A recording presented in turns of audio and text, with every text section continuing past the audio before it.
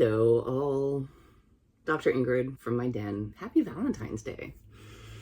Today, I wanted to talk about doing your own research. Doing your own research does not mean hunting for one article that agrees with you. It means knowing how to properly assess research critically and fast. So let's break it down. The gold standard of research is randomized controlled trials, placebo-controlled, but those don't always fit into all situations.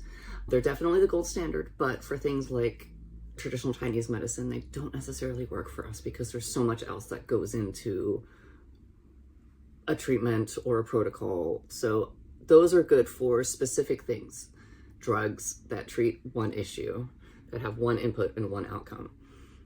Great. But there are different types of research studies for different things. The gold standard isn't always great because it doesn't work for everything, for ethics, for feasibility, or for complex health systems. Other types of research come into play. Other types of research that I'm not too into are epidemiological observational studies. Those are more like, is smoking bad for you or is living under power lines bad? Those are more correlations and observational data. So that's not proof, those are more clues of what you're going to get to. Examples of that could be red meat causes cancer. That is a red flag because it doesn't take into account other factors: smoking, lifestyle, exercise, overall diet. Those sorts of studies are cherry picking for a specific outcome. We don't want to listen to studies doing that. Epidemiological observational studies are good for identifying patterns, but they're not great for making universal claims. The way we're going to read and understand research is skimming, scanning like a pro.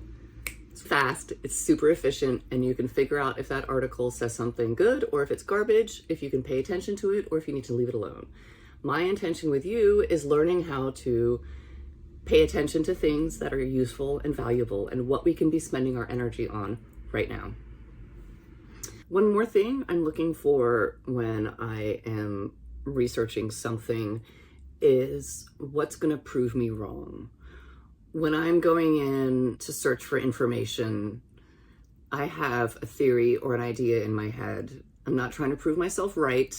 I'm trying to prove myself wrong. What is the information out there that's going to prove me wrong? That's where good research comes in. And remember, scientists are not out there to scam you. They're not correlated with big pharma. Scientists are interested in information.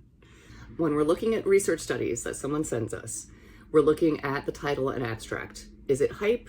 Does it sound scammy? Does it sound reasonable? The methods section. You look at the study design. Is it placebo-controlled or blinded? How big is the sample size? If it's a sample size of 2, then it's probably not a very reliable study. The results are what the study is actually saying. It's not just the conclusion, but what are the numbers actually saying? The fundings and conflict of interest, who paid for the study, who is performing the study, and who is learning about the outcomes. If the study says there's a correlation, then that's not the causation. That's another clue for us to look at. If you know where to look, you can properly scan a research paper in a couple of seconds and figure out if it's real research. Let me know if there's a study that you want to break down. Drop it in the comments. We can look at it. I am interested in teaching people how to see something and immediately notice if it's worth their attention or if it's not. Very happy to have you here. Thank you for listening. We'll see you on the other side.